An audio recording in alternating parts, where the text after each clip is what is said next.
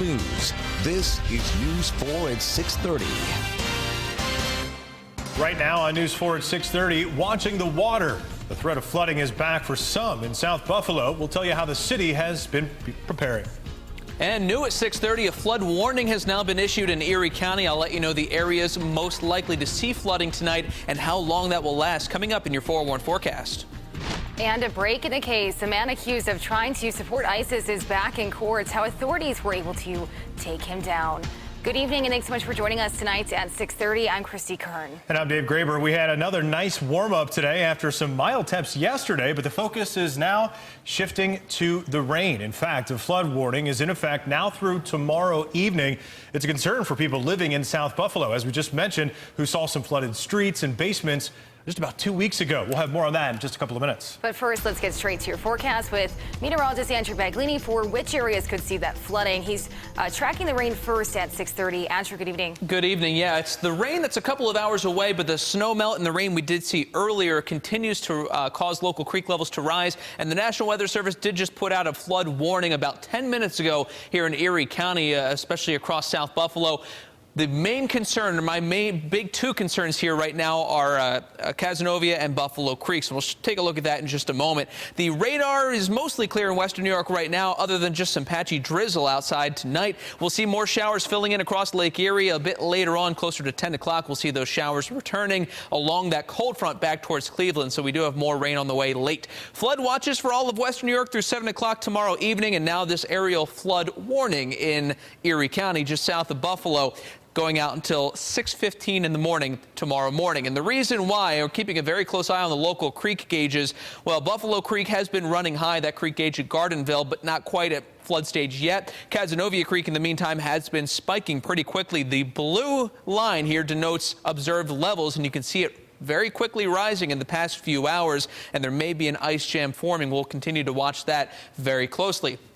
Even though we're getting a break from the rain right now, any leftover snow and ice outside is melting with temperatures in the 40s for most of us, a bit cooler in Niagara and Orleans counties.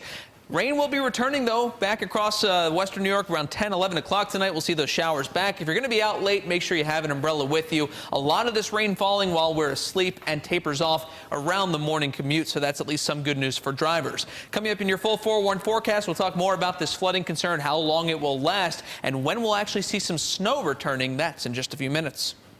Andrew, thank you. As we mentioned earlier, homeowners in South Buffalo are hoping there won't be a repeat following the flooding from 2 weeks ago. City crews are already getting work to make sure that they're prepared. News 4's Chris Orvanitz continues our team coverage tonight from South Buffalo. Part of the reason is what we're seeing at the surface here of Cazenovia Creek in South Buffalo, that ice that's just sitting up there at the surface, similar to what we saw 10 days ago when there was major flooding in this area. But the big difference, the ice not quite as thick. It's also not quite as warm as it was that day. Still, city crews keeping a close eye on this situation. About 100 homes in this neighborhood were impacted in that flooding 10 days ago. Several basements were flooded. The school district in the city closed 2 elementary schools, and it kept those DPW crews very busy. Today, back on those streets off Legion Drive, some people I spoke with were a little nervous. Tonight could bring a case of deja vu because they went through this just 10 days ago. They now hope they know what steps they should be taking to be prepared. I wasn't too worried, but like I said, my lady, she's actually on edge a little bit, knowing what happened a couple of weeks ago. Like I said, I wasn't home, but she's preparing. If something like this happens again, we got a pump, so we should be in good hands.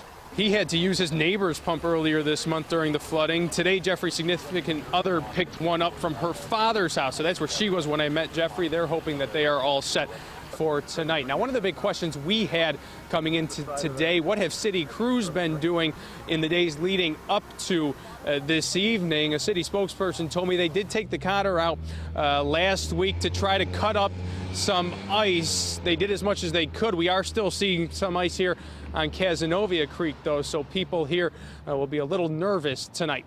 In South Buffalo, Chris Orvanitz, News 4 at 6:30. Chris, thanks. It's a big win for law enforcement agencies in the fight against terrorism. A Lackawanna man has pleaded guilty to attempting to provide materials, supports, and resources to ISIS.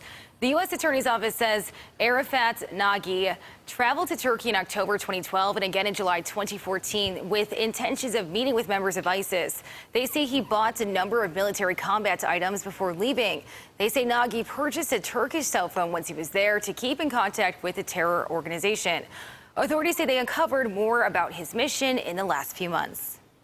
They were able to uncover certain deleted messages on his phone that he was using to communicate with people, but also uncovered Facebook messaging only really within the last 3 months that determined that he had spoken to individuals overseas and that he intended to leave Turkey to enter Syria. A concerned neighbor reported Nagi to the FBI, saying he spoke about violent jihad. He'll be sentenced May 7th. Well, developing this evening in Albany, the former Erie County Commissioner of Social Services has pleaded not guilty to charges of rape and criminal sex act. Al Dershberger turned himself in this morning. The charges against him stem from an alleged incident last month between him and one of his county employees. He's accused of raping the employee while the two were in the state capitol to attend a business conference. Both charges are third degree, which indicates a lack of consent.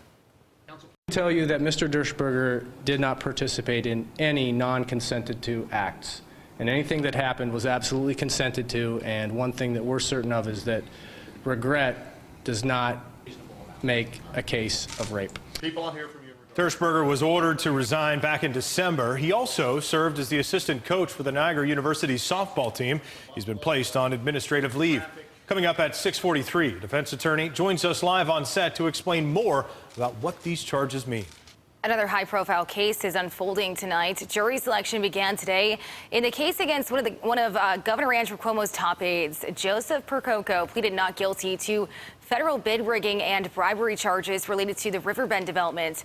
It's key to the Buffalo Billion and other projects across the state. He's accused of taking up to $125,000 from two state contractors, including Simonelli, while he was running Governor Cuomo's re-election campaign in 2014. He's one of 8 people facing federal charges. 2 pharmacies with offices on the Buffalo Niagara Medical Campus have fallen victim to a cyber attack. Onco 360 and CareMed specialty pharmacies report more than 53,000 patients have been affected after an email hacking incident this month. Onco 360 says the hacker may have obtained things like clinical information and social security numbers. Credit monitoring and identity protection services are being provided to affected patients. The Western New York community and beyond is honoring the life of Robert Wilmers. He's the late chairman and CEO of the M&T Corporation. He died unexpectedly last month. News 4's Jen Schantz shows us how he's being remembered. This afternoon, these seats at Kleinhans were filled with more than 1,400 people.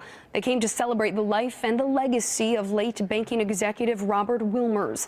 The speeches came from those who knew Wilmers best. They gave insight into who the banking executive and community leader truly was. Wilmers was the man who rode his bicycle to work. He was the man who couldn't work without a sharp number 2 pencil in his hand, and the man who, whether speaking to a fellow executive or an entry-level employee, was always genuinely interested and grateful for the chat. The 83-year-old Wilmers had a long list of awards for his role in the banking world, as well for his community role in Buffalo. He came here in the 1980s from New York City. Here's just some of the awards. They include Western New Yorker of the Year in 1991, the Niagara Frontier Executive of the Year in 1992, and the Charles P. Norton Medal for Civic Patriotism in 2015. He was instrumental in launching the Buffalo Promise neighborhood, a project aimed at improving educational opportunities in the Queen City. Now, his service funeral was held in New York City back in December, but today was really about celebrating his impact on the community. One those close to him say he worked tirelessly to see thrive. He would give you his undivided attention. He'd ask about your families. He never was too busy to talk about any issue. And so I think we are all feeling this is a huge personal loss, as well as a giant loss for the bank and a loss for our community. Now, because the M&T Corporation wanted to make sure all of their employees had a chance to pay their respects, they bussed in more than 700 local employees. They also had the celebration of life ceremony streaming so that employees from around the country could tune in as well. Reporting from Kleinhans Music Hall in Buffalo, Jen Schantz, News 4. Jen, thank you. On the rise, straight ahead, how much more you could be paying if National Grid gets their way. And a flood warning has been issued in western New York. It's for Erie County near South Buffalo. We'll have more on that, the greatest areas of flooding threats, and how long this will last, coming up in your 411 forecast.